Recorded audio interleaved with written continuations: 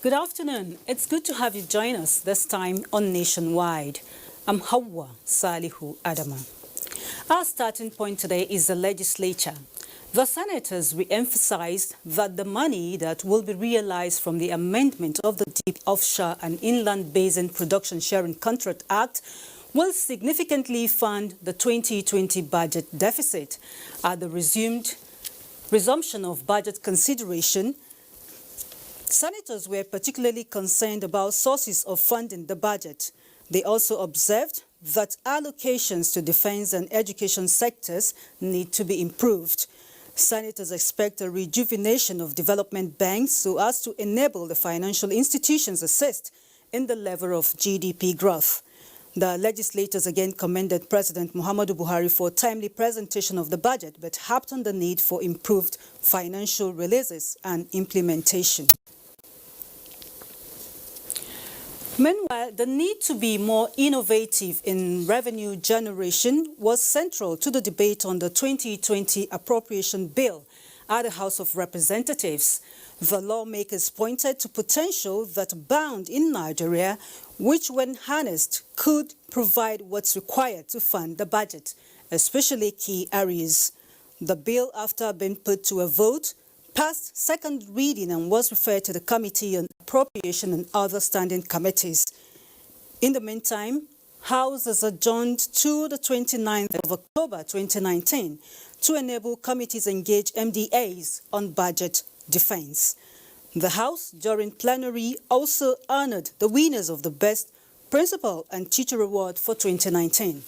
We will bring you more details in subsequent bulletins. Building a Nigeria with a viable revenue generation, experts say, is key to achieving the desired growth and actualizing the about 11 trillion naira 2020 budget. This was the position of guests on NTA's Good Morning Nigeria, which focused on the 2020 appropriation bill. Olushe Adeabu reports. There is a need to drive revenue, for this country. For these guests on NTA Good Morning Nigeria, all key parties will sincerely work towards addressing challenges in abating the growth of the country's revenue. They described as necessary the recently approved increment of the value-added tax, VAT, from 5% to 7.5%, while also welcoming President Muhammadu Buhari's initiative in setting up an economic advisory committee. And I'm happy that the economic team recently established has met with the president, and I hope one of the things they will come out with, in addition to fighting the issues of poverty in Nigeria, should be a lot on how we can generate revenue without putting much pain on the populace. The major fault line of this budget will be for us not to understand that any wrong expenditure that is not linked to now being able to now develop what you call demand-driven and result-oriented infrastructure programs and outputs would be pouring water down a long drain. Former Chairman House Committee on Finance, Babangida Ibrahim, explained that the legislature will keep working harmoniously with the executive towards the realization of the 2020 budget, as well as strengthening public-private partnership. Involving private partnership, because if you have infrastructure decay, government alone cannot sustain and provide solution for infrastructure. So by engaging the private sector, I think it will go a long way in mitigating the challenges we have with infrastructure. The guests commended the early presentation of the 2020 budget and its target of completing existing projects as well as meeting the needs of Nigerians. In Abuja, Olusheye Adiagbo, NTA News. To other matters now, logistics needed for the November 16th governorship election in Kogi State are fully deployed and INEC is good to go. This bold assurance is coming from the INEC chairman, Professor Mahmoud Yakubu, as he led members of the election management body to inspect non-sensitive materials in the state. Polling units must open at 8 in the morning. And I can see from the arrangements we have made, I'm confident that we'll beat that target. We don't want Nigerians to wait for us. We want officials of the commission to wait for voters to come on election day. We'll keep our eyes on this to ensure that all the ad hoc staff that we engage for the elections are paid fully and promptly. Mayor Ogidi reports that after the inspection, a stakeholders meeting was held where representatives of the 23 political parties and some of their candidates, security agencies and civil society organizations came up with recommendations for a smooth exercise. And still on electoral matters, Nigerian electoral legal framework requires amendment with a view to addressing issues of high number of free and post-election court cases, number of political parties and democratic impunity. These are some of the issues deliberated at the Senate committee meeting with the chairman of INEC, Professor Mahmoud Yakubu, on preparations for the Bayelsa and Kogi governorship elections. National Assembly correspondent Abdullahi Aminu reports. Experiences of the 2019 general elections and suggestions on how best to improve the country's electoral processes were also part of the deliberations. The senators seek to know the source of funds for implementation of the two gubernatorial elections in Bayelsa and Kogi states and other elections caused by unprecedented situations which the INEC said they were contained in the 2018 budget. We have also made provision for recall and referendum. And distinguished senators, you may wish to know that yesterday we received a letter from one of the states asking for the register of voters to initiate a recall of one of the members of the National Assembly. We are not senators of APC or PDP, we are senators of the Republic of Nigeria. We need to do our job. So for this election we are conducting in Kogi and Bayelsa, we will survive those elections. We will go before the day of the election, see how prepared you are on the election, and also go on the day of the election too, and observe what you are doing. The INEC says 9 out of the 14 activities for the two gubernatorial elections have been accomplished, while the Interagency Committee on Election is attending to its security and risk assessments. Meanwhile, Chairman Senate Committee on Tertiary Education and Ted Fund Ahmed Babaketa at an inaugural meeting assured commitment to complement the federal government's effort to address lingering issues bedeviling the country's education sector. We don't have any reason to give Nigerians an excuse on some of these issues. The committee members were emphatic on the need for all hands to be on deck in support of President Buhari-led administration to achieve its target of addressing educational challenges facing the country. From the National Assembly, Abdullahi Aminu, NTA News. Meanwhile, the Inter-Party Advisory Council of Nigeria has drawn attention to its reviewed Code of Conduct, which requires political parties to comply fully with all electoral laws and guidelines on electioneering processes in the country.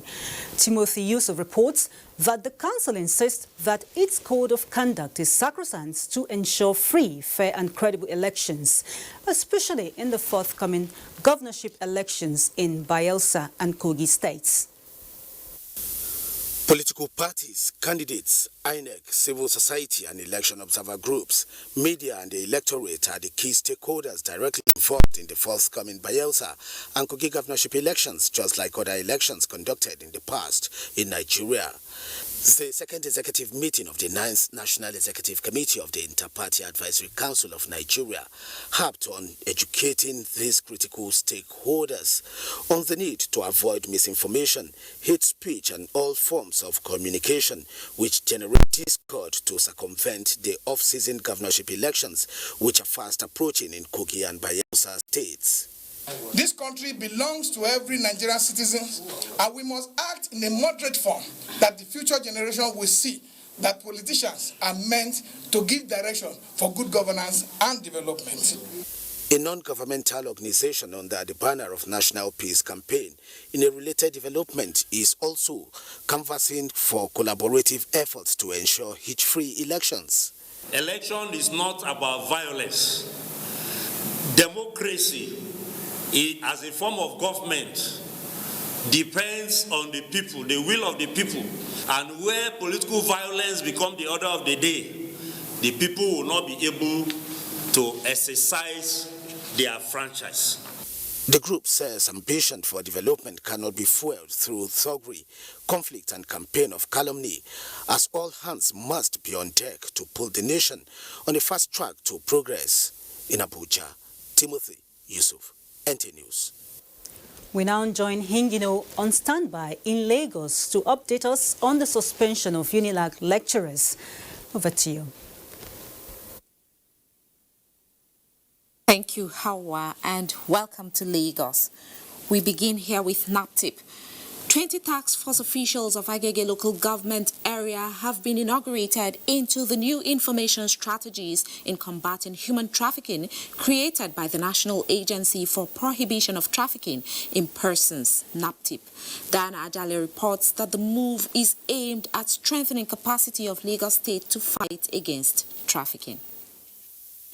Ignorance has been identified by experts as one of the reasons why people fall into the trap of human traffickers. In curbing the scourge in Nigeria, NAPTIP, in line with the federal government drive to stop illegal migration, has stepped up its public sensitization and empowerment initiative for women and youth. The role of the inaugurated personnel is to identify and expose human trafficking activities within the Lagos metropolis. The fight against human trafficking is not just a fight for the federal government of Nigeria alone. It is a fight that involves or should involve all arms of government, the whole of society. The task given to us, of course, is a Herculean task. But this Herculean task has been made very easy because we have all the connections that we can use in order to tackle the menace of human trafficking. Chairman Agege Local Government Council, Ganiu Kola Egujombi, was recognized by NAPTIP for championing the fight against human trafficking through a monthly women and youth empowerment program. We design our own program by empowering 20 residents of Agege local government in whatever they are doing, the youth, the women, and artisans. 25 people were also empowered with a sum of 100,000 naira cash prize each to foster their small-scale businesses. In Lagos, Diana Ajale, NTA News. Now, management of the University of Lagos has set up a panel to probe the allegations of sexual harassment involving 2 lecturers of the university. Our correspondent reports that the 2 lecturers who are now on suspension have increased the number of lecturers under investigation for sexual harassment. The documentary by the BBC involving 4 lecturers from the University of Lagos and University of Ghana set the internet as well as the airwaves on fire with various comments. This eventually led to the suspension of the 2 lecturers of University of Lagos who were captured in the videos, Dr. Boniface Igbeneghu of the Department of European Languages and Integrated Studies and Dr. Samuel Oladipo of the Department of Economics. We look up to these lecturers to, advise us both academically and career-wise, and only to be taken advantage of. The university has to do more in terms of curbing the issue and trying to find ways, especially checks and balances when it comes to marking of script. Although the management of the institution was not available for comment, a press release issued by the school indicated the university's embarrassment and it dissociates itself from the act, saying the school has a policy on sexual harassment and romantic relationships. We condemn in very strong terms unethical practices amongst our members, especially sexual harassment. The school has also ordered the closure of the staff club tagged Cold Room in the documentary for further investigation, as it noted that the negative way it was captured does not portray the purpose for which the club was created, which is essentially for meetings, seminars, and other official events. The school pledged to do everything possible to curtail such indecent acts. To immigration matters now. Cross-border crimes such as money laundering, human trafficking, smuggling and banditry, as well as irregular migration, are national security issues being addressed by the federal government. In furtherance of this, the Nigerian Immigration Service has launched the National Border Management Strategy to address these issues. Dotun Oguyemi reports that stakeholders are ready to implement the policy and monitor its effectiveness. Presented to the Minister of Interior, Rauf Aregbesola, on the 30th of August this year, the National Border Management Strategy document is anchored on achieving 5 goals, which are national security, national economic development, promote social harmony, human capital development, and implement an integrated border management concept. Spanning 2019 to 2023, the Nigeria Immigration Service and its development partners are focused on achieving these goals. The action plan, in collaboration with relevant stakeholders, will adopt technology and border management information system across land, sea, and air borders. There are implementation plan with a milestone, and the measurement will be done through continuous interagency collaboration of members of the Stakeholders Forum on Border Management. With assistance from the International Organization for Migration, about 15,000 irregular migrants have returned to Nigeria from 11 countries. The organization expresses its concern for migrant protection, reintegration, and return management. Such cooperation will no doubt lead to enhanced coordination on all issues related to effective and efficient management of our borders, the aim being to ensure safe and orderly migration. It is also to provide an effective and efficient border management system across borders in the country. In Lagos, Dotun Oguyemi, NTA News. That's our contribution from Lagos. Nationwide continues after the break. Do stay with us. Let's come together as we celebrate the uniqueness of our cultural diversity, showcase our creativity and ingenuity. It's the National Festival for Arts and Culture, NAFEST 2019, in the ancient city of Benin, Edo State, the heartbeat of the nation. Theme, our royalty, our pride. Holding 19th through 26th October 2019. Highlights will include drama, children poetry performance, essay writing competition, crafts competition, indigenous cuisine, traditional wrestling, indigenous fabrics in royal apparel, cultural quiz competition, board games, and lots more. Oh yes, it's the National Festival of Arts and Culture, NAFEST 2019, Edo State, Nigeria, holding 19th to 26th October 2019. We are celebrating our heritage. Otumba Olusegun Onshere, Director General, National Council for Arts and Culture, announcer. Film editing and television production techniques are wonders of the tube that you get with continuous training and retraining. NTA Television College Jos therefore invites film editors and producers in public and private television stations to a special 4-week intensive course on film editing and basic television production. Date 14th October to 8th November 2019. Course fee 100,000 naira per participant. Accommodation inclusive. Venue NTA TV College, Rayfield, Jos. Take advantage of the course to upgrade your professional skills in film editing and television production. For enquiries, please call 0803-314-4383 or 0806-980-9807. NTA TV College, Jos, training you to be the best you want to be. Get ready to be motivated.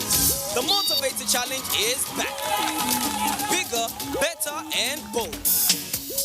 Now featuring 30 contestants from 5 African countries, all grabbing that multi-Guinness B vitamin goodness that fuels your greatness. Ghana, Nigeria, Cameroon, Cote d'Ivoire, and Ethiopia.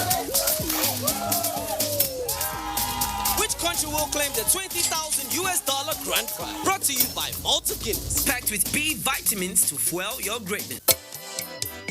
History was made in Africa with the birth of the first television station, WNTV, in Ibadan, Nigeria, on October 31, 1959. I have great pleasure in formally launching Western Nigeria television first in Africa. Television in Africa clocked 60 this year. It's time to celebrate this remarkable achievement. Various activities are lined up. Photo exhibition, a colloquium, public presentation of broadcasting books, and a gala night. Be part of these events, powered by Foundation for Ibadan Television Anniversary Celebrations, FITAC.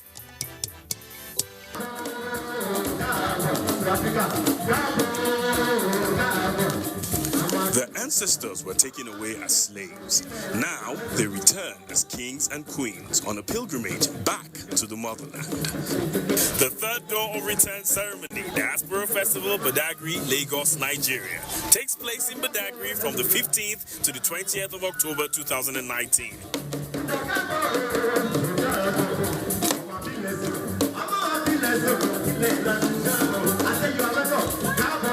For details on participation and sponsorship, contact the following. Website adore.ng. The African Door of Return Experience. Don't miss it. Brought to you by the African Door of Return Experience Initiative in collaboration with the Nigerians in Diaspora Commission and the African Renaissance Foundation. Chief host, the Lagos State Government.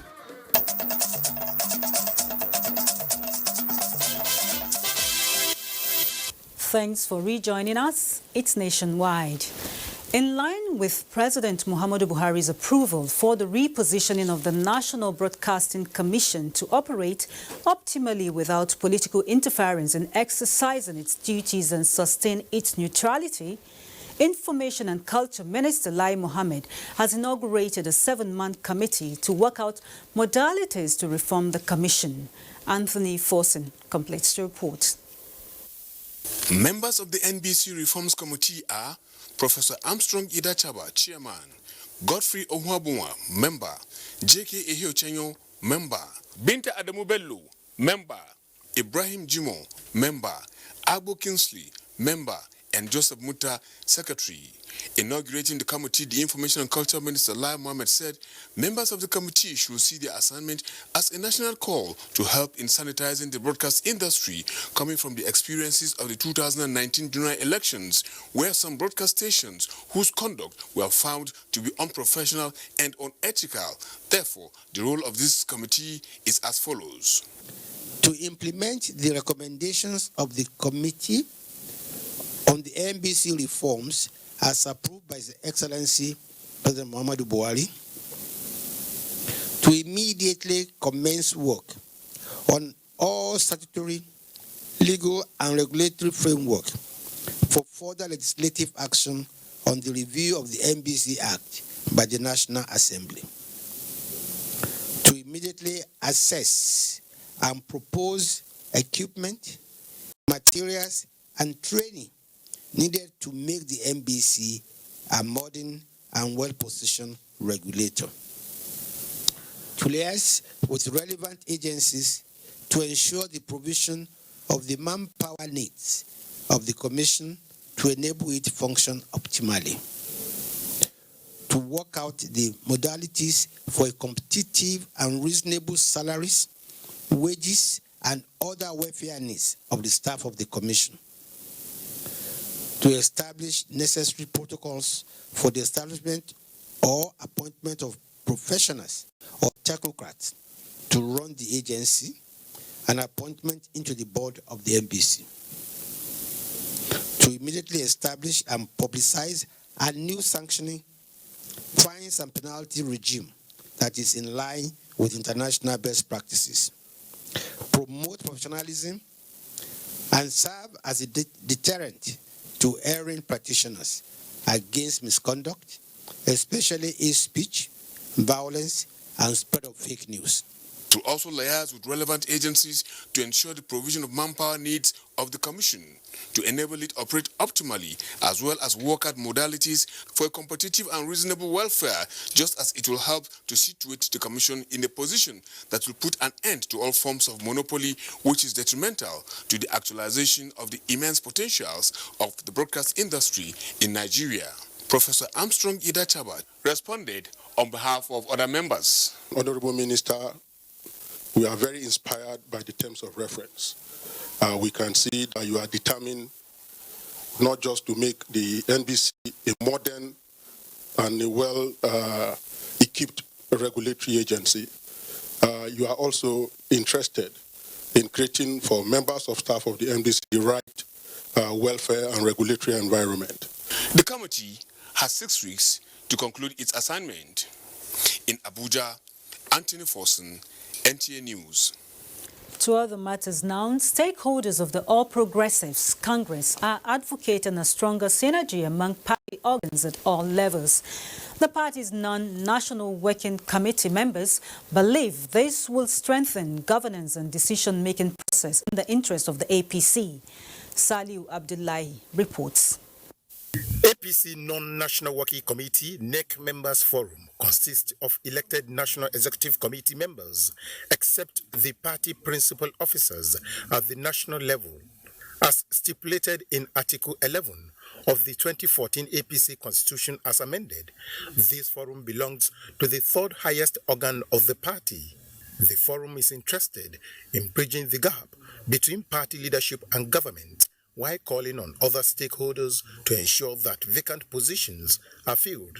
Such vacant positions include departmental directors. We salute President Muhammadu Buhari for putting in place his executive cabinet and presentation of the 2020 appropriation bill. This briefing also showcases the newly inaugurated leadership of the forum. In Abuja, Salihu Abdullahi, NTA News. Stakeholders at the Global Maritime Security Conference have called on the Gulf of Guinea countries and international community to put in place mechanisms that will ensure that resources that are illegally harvested in the region are banned internationally. This was part of the communique presented at the closing ceremony of the Maritime Global Security Conference in Abuja. Let's join Oyinaya Kalu Oka for details. The Gulf of Guinea spans several thousand kilometers of coastline, and it is key economic resources for the region. Insecurity, however, has been a major challenge affecting its economic potential. For 3 days, more than 500 delegates from about 80 countries deliberated on ways of tackling the insecurity challenge. We are constantly being threatened by these pirates in the sea. The conference featured deliberation on 11 thematic areas where experts profiled solutions on wide spectrum of maritime security. Some of the resolutions reached centered on capacity building, maritime security, strategic communications, and maritime law enforcement. Resources that are illegally harvested / explored in the Gulf of Guinea, including stolen oil and illegal, unreported, and unregulatory fishing, are intentionally banned, as was the case with blood diamonds. To let the international community know that they should also discourage their own people from participating in this kind of illegality. Alone we can go fast, but together we go far away. More security in the future. Declaring the conference closed, Minister of State Transportation, Gbemisola Saraki, said federal government will set up expert working group who will meet quarterly to follow through with the implementation of the resolution. We hope to convene a follow-up conference in 2 years to review the resolution and their implementation and further action plans if necessary. The theme for this year's Global Maritime Security Conference is Managing and Securing Our Waters. Oyinaya Kalok, NTA News. Still on security, the Nigerian Army, in conjunction with the Civilian Joint Task Force, has arrested 10 suspected members of the Boko Haram terrorist group in Polka, Borno State. A statement by the Acting Director, Army Public Relations, Colonel Segir Musa, indicates that one of the suspects has been on serial number 89 on the wanted list of the Nigerian Army. The arrests were made during a clearance operation. And the media has been urged to give prominence to the successful degrading of the Boko Haram insurgency by the Buhari administration rather than focus on isolated antics of the fleeing terrorists. Minister of Special Duties and Intergovernmental Affairs, George Akome, who stated this in Abuja while receiving the management of the TV Continental, a media outfit, says it is the responsibility of the media to partner with the federal government in its quest to rid the country of all remnants of terrorist activities. It is credit to this government that a lot has been done in that area to stem this tiger insecurity. A lot of damage has been done to Boko Haram. They can never ever operate with what the military is doing now is a mopping up operation. And that is why we want to appeal to you to try as much as possible to be objective in reporting. We're all on the same page and we all have the same goals, and that is to succeed and to make Nigeria a great place. And the House Committee on Army has resolved to give the Nigerian Army the necessary legislative support to tackle insurgency and other criminalities in the country. Chairman of the committee, Abdulrazak Namdas, gave this assurance at the inaugural meeting.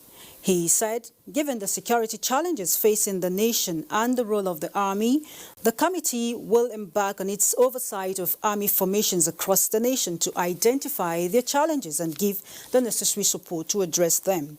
He urged members of the committee to take this responsibility as a call to serve the nation, while reminding the Nigerian Army of the need to synergize with other security agencies to achieve success. Nigerian Armed Forces, and it bears the brunt of the nation's security challenges. So we have a huge responsibility placed on our shoulders as a committee.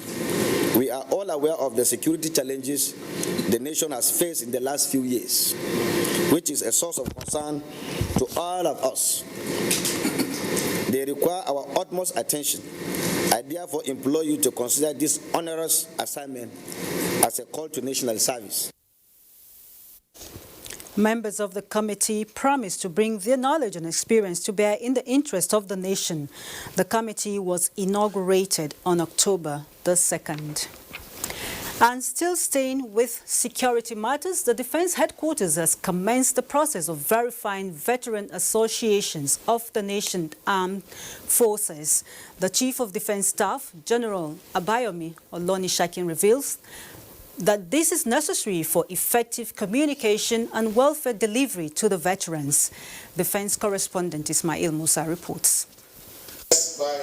The proposed unification of the 14 existing veteran associations comprising retired members of the Army, Navy and the Air Force, the Defense Headquarters notes, will enhance the utilization of the potentials of members and improve provision of welfare packages by the federal government. Such synergy could be channeled towards improved engagement of veterans in matters germane to national development, security and welfare of members of the association.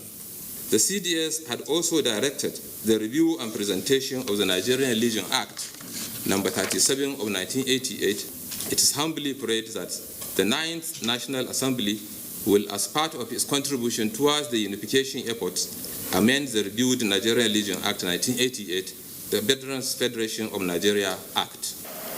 In another event, the United Kingdom Defense Attaché to Nigeria was at the Nigerian Army Headquarters Abuja to seek ways to collaborate and enhance synergy between the militaries of the two nations. How can we help Nigeria meet some of the key challenges that you face going forward? And really that's the sort of key purpose of the mission. About 700 British military training team, BMAT, have been engaged in the training of members of the Nigerian Armed Forces since 2015. In Abuja, Ismail Musa, NTA News. And following the reported case of another kidnap of a school principal and 6 students, the Kaduna State Police Command says it is aware of the location of the abducted Engraver's College students and making efforts to ensure they are released unhurt. Achari Maxwell has the story. Engravers College Kaduna has been in pensive mood following the abduction of 6 female students and 2 of their teachers by unknown gunmen. As a result of this uneasy calm, Kaduna State Police Command is making efforts to ensure their release. Negotiation is still going on with the kidnappers. We know their location, but we don't want to endanger the life of the victims. On its part, Kaduna State government says it is working tirelessly to secure the state. We will continue to partner with the police and other security agencies, and I believe that the media too has a role to play. Meanwhile, Kaduna State Police Command has paraded 45 suspected criminal elements, including kidnappers of 3 students of Ahmadu Bello University Zaria and a lawmaker in the Kaduna State House of Assembly. In Kaduna, Achari Maxwell, NTA News.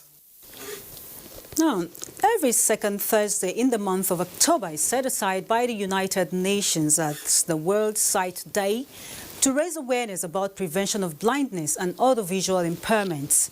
As Nigeria joins the international community to mark the day, health correspondent Hakimat Aliyu brings us the statistics of the Nigerian situation and how to better improve eye care. In a global data on visual impairment by the World Health Organization, approximately 285 million people worldwide live with low vision and blindness, among which 39 million people are blind, while 246 million have severe visual impairment. There is also an estimate of 19 million children who are visually impaired and an increase in the elderly population.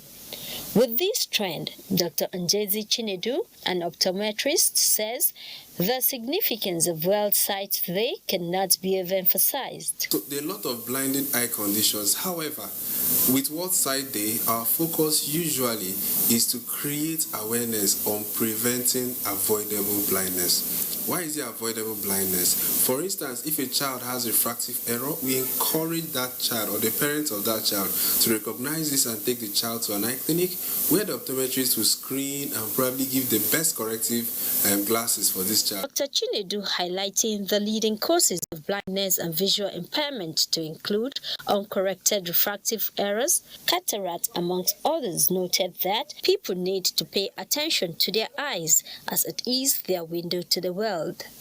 I do go for eye checkup, and it's good for one to go and know the condition of the eyes because the eyes is very important. I went for an eye examination last in 2007.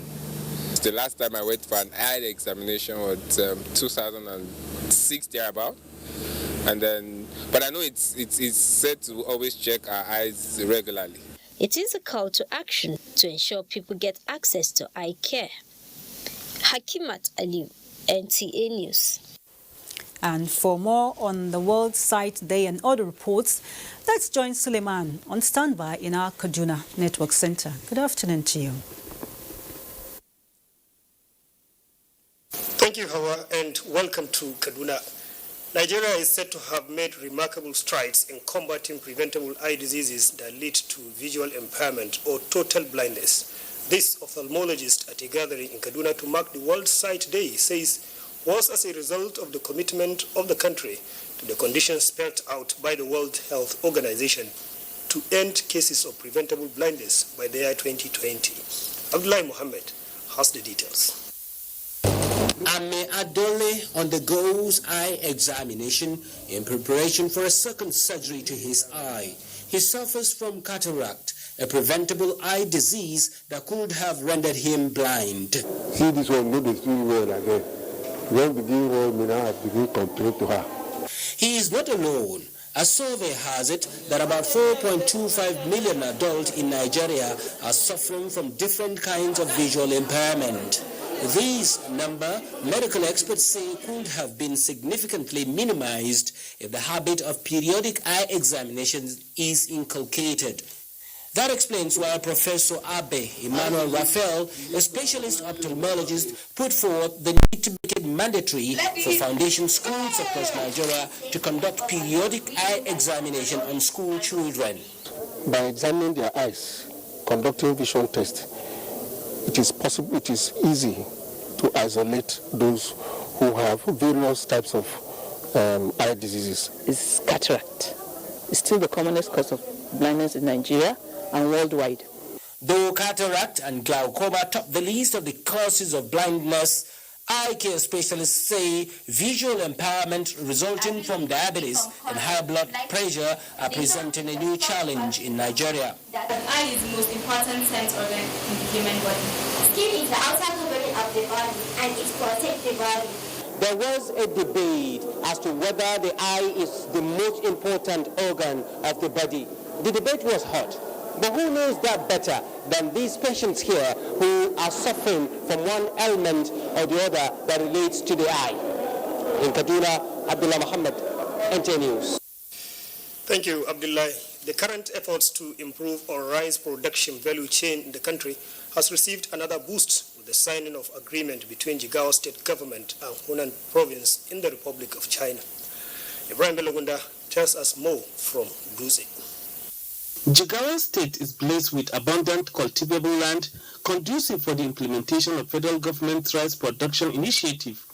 This agreement, attracted by Governor Muhammad Badar Abubakar, will involve the cultivation of hybrid rice, agricultural research, and introduction of mechanized farming to Jigawa rice farmers. This is very important for the country, looking at our present yield per hectare. The hybrid rice that we are trying to produce in Jigawa is doing between 7 to 16 tons per hectare in Hunan province. The project, to run for 5 years, is expected to be extended to sesame seed cultivation as well.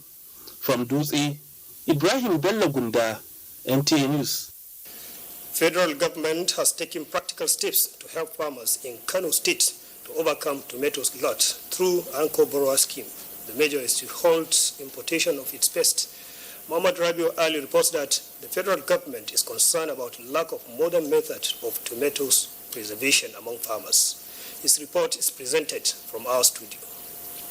Nigeria is holding signposts of progress in tomato production, which places the country as the second largest producer of fresh tomato in Africa, with production capacity of 1.8 million tons, representing 10.8% in the region, and 14th in the globe with 2.3 million tons. Despite these enormous potentials, the country continues to rely on importation of tomato paste to meet its domestic demand.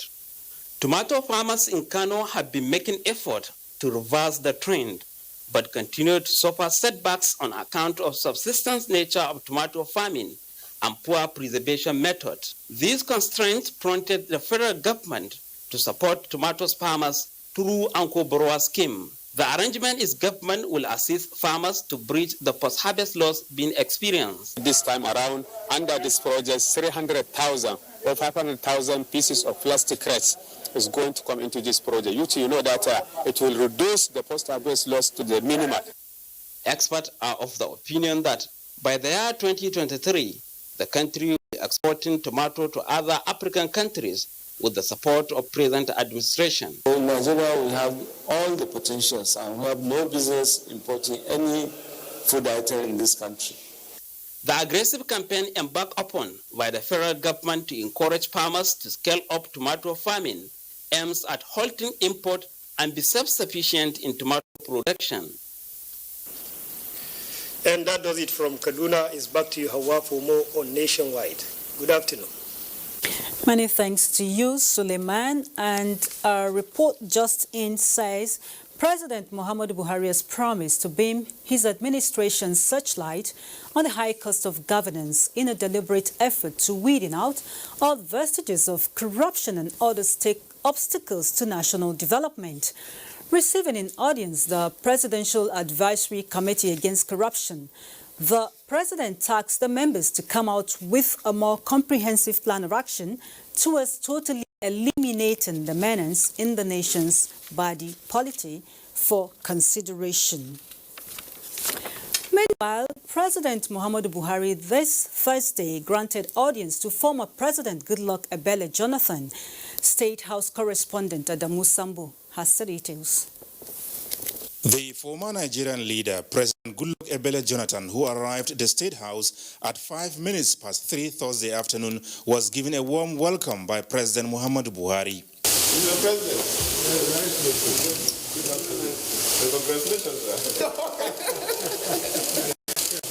President Buhari and his guests then retreated for talks behind closed doors.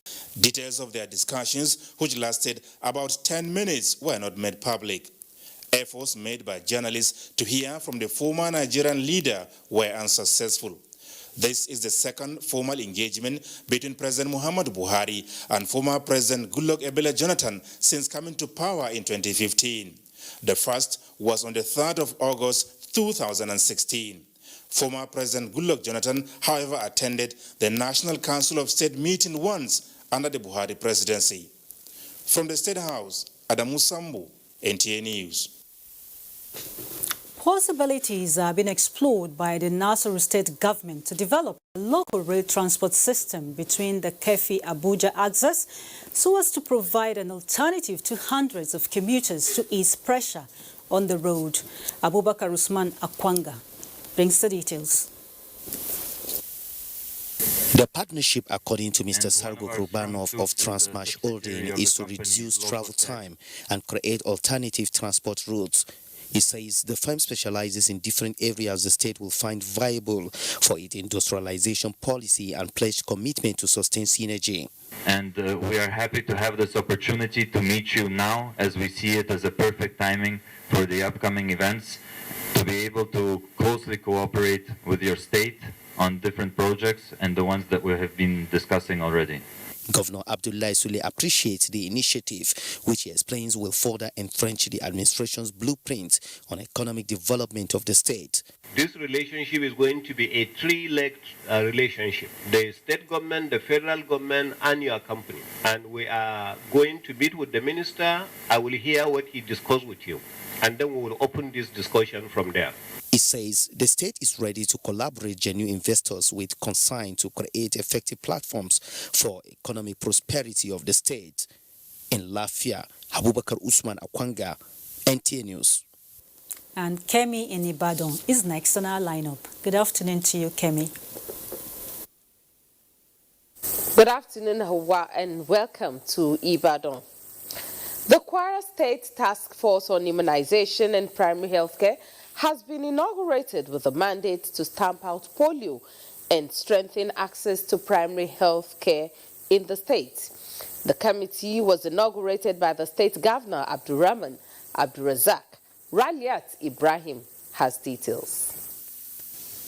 3 years ago, Nigeria joined the League of Nations that had been declared polio-free until there was a resurgence of poliomyelitis in Kwara State early this year. This task force is therefore mandated to provide political support while mobilizing necessary resources for the implementation of both routine and supplemental immunization activities in the states.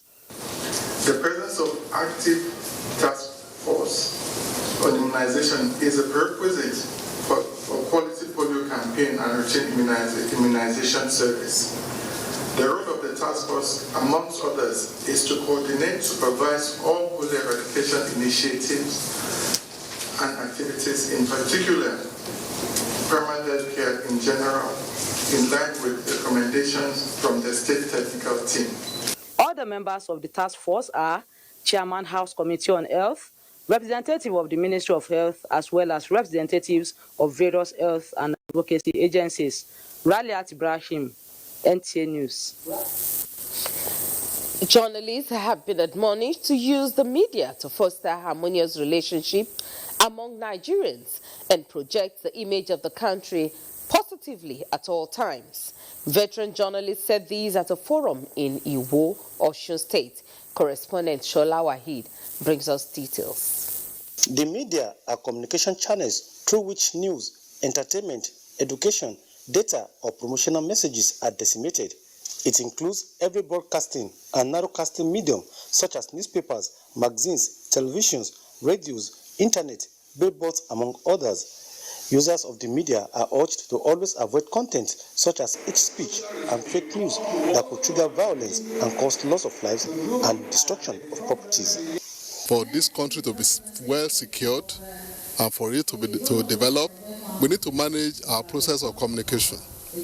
We must talk to ourselves and we must give voices to the Nigerian people. Media in all the processes, identify the cause, identify the source, propagating the roadmap for enhancing security. There are ways of using language to ensure that it builds the society instead of destroying it. In Ibadan, Shola Wahid, NTA News. You're still watching Nationwide. More reports after this time out. Stay with us. NTA Abuja is 40. Come, let's celebrate 40 years of impressive TV broadcasting at the grassroots. On Thursday, 17th October 2019, there'll be a lecture titled Lens and Sound, Television, a tool for social reorientation and good governance. Guest lecturer, Professor Oluyemisi Oluremi Obiladi, Professor of Education and Women's Studies, Obafemi Awolowo University. Special guest of honor, His Excellency Prince Dapo Abiodun, Governor of Ogun State. Royal Father of the Day, His Royal Majesty Oba Adedotun Aremu Gbadebo, the Alake and Pramontrola of Egbaland. Chairman of the occasion, Chief Olatunde Anyela Abudu, Mayego of Egbaland. Chief Host, Malam Yakubu Ibn Mohammed, Director General, NTA. Other activities lined up for the occasion include an array of awards to distinguished entities held to walk on Saturday, 12th October 2019, while Innovative March comes up on Tuesday, 15th October 2019 at MKO Abiola Stadium. Come, celebrate 40 years of impressive television at the grassroots with us and take NTA Abuja to the next level. Thank you. Thank you, sir. Please, did you hear that? Of course I did. That is Village Elmaster tune. So, Auntie Amebo was not gossiping then? Village Elmaster is celebrating 50 years. 50? Already? Wait, you mean people have been watching Village Headmaster since 1968? How time flies. I have retired, but not tired. And 50 years now. So because of that, we won't get big party. New date, now 28th to 29th October 2019. Now me, I'm a body invite you now, and my belly just is sweet. Because I don't say all those people they drink my party, then go come drink the tombo again. Now me, radio Jamebo, they call you now. They could not forget it.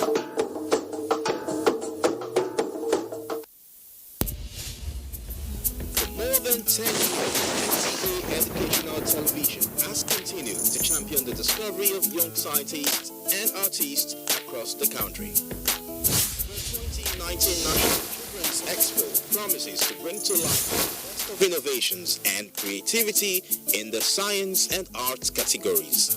Theme: promoting unity and innovations in youths as agents of change through science and arts. Venue: NTA Headquarters Arena, Area 11, Garki, Abuja. Date: Sunday, October 20th to Thursday, October 24th, 2019. For more information, please call the following numbers. This event is proudly supported by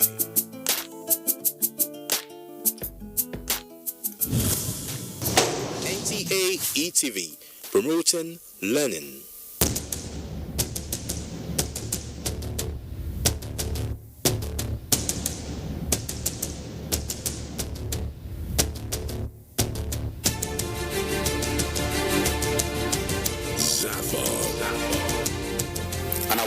has succeeded to pool a galaxy of stars from the north, south, east to the west, and central Africa, and also those that are domiciled beyond the shores of Africa under one roof.